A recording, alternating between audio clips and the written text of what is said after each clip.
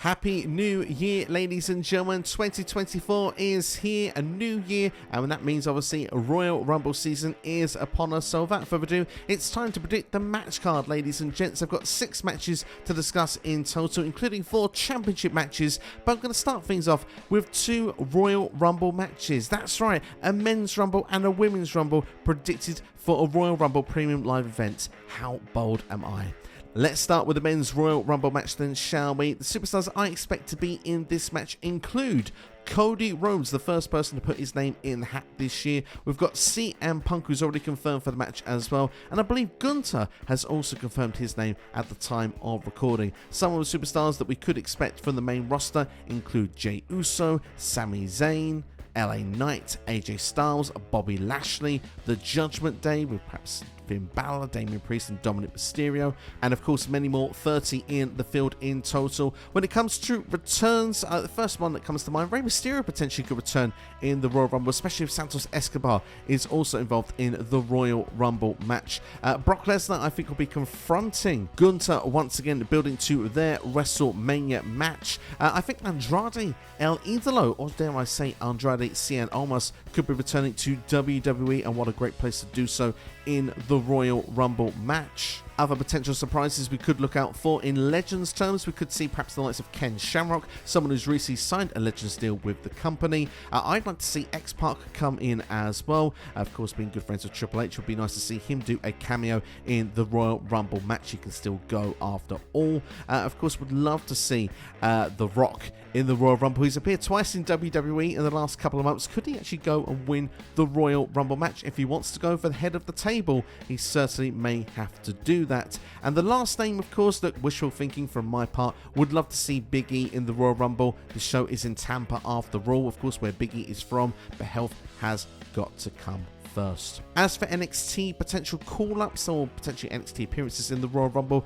I would expect to see Carmelo Hayes in there. Of course, he did appear recently on the SmackDown United States Championship Tournament, of course, as an NXT representative. Bron Breakker is another name I could expect to see in the Royal Rumble match, and I would not be surprised to see Ilya Dragunov appear in the Rumble match either. And of course, you could mention Trick Williams as well, because whoop, that trick is massively over at present in WWE. For the women's Royal Rumble, people we can expect in the match: Damage Control, of course, members Bayley, Asuka and Kairi Sane I would expect to be in there. Potentially Io Sky if she was to drop the championship. If not, I guess Bianca Belair would be involved in this match. Shotzi, Becky Lynch, a debuting Jade Cargill. I think she'll have a real stand-up performance in this women's Royal Rumble match with most eliminations. Nia Jax, Zoe Stark and Shayna Baszler, just to name a few. And for surprises, well, how about AJ Lee to be involved in the women's Royal Rumble match? Look, CM Punk is back. Nothing's stopping a cameo for AJ Lee to appear in this year's women's Royal Rumble match. And I think Mickie James, who is currently a free agent, her husband Nick Aldis is SmackDown GM. Mickie James, Hardcore Country, could appear in the women's Royal Rumble for the second time in 3 years. Of course, she was also Impact Knockouts champion when she appeared in the Rumble the last time. The current Impact Knockouts champion is Trinity, of course, better known to WWE fans as Naomi. She's got no dates apparently planned for TNA after Hard to Kill. Fightful Select are actually reporting she could be back in time for the Royal Rumble, so that's certainly another name to keep an eye out for. She's expected to sign for AEW, but what if she was to come back to WWE? Sasha Banks would be awesome as a return and would be a heavy favourite if she was to do so. Just speculation from this one rather than a prediction on Sasha Banks. As for other returns, rather than just surprises, Liv Morgan could be someone who could come back. She's been on the shelf for the last 6 months, and of course she was the runner-up in the Royal Rumble last year to Rhea Ripley. Would be good to see her come back in the Rumble to try and win the match, to try and get revenge on the person who put her out, who of course once again was Rhea Ripley. Trish Stratus could also be a return for the Royal Rumble match. I expect a face-to-face with Zoe Stark should that happen. Let's not forget NXT call-ups should they happen for the Rumble. For the women, ones to keep an eye out for: Tiffany Stratton would be amazing to see. Roxanne Perez, of course, was in the match last year. Nikita Lyons could appear in the women's Rumble match. Lyra Valkyria is the current NXT Women's Champion.